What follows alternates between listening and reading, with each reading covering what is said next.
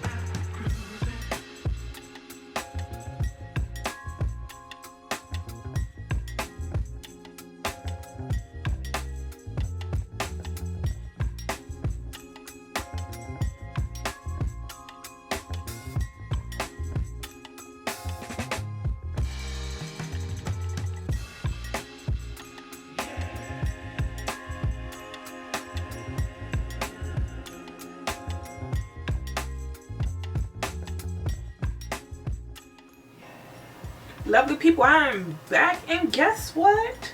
Guess how many I got? 21. 21. Can you do something for me? Anyway, the hair comes down to like my waist.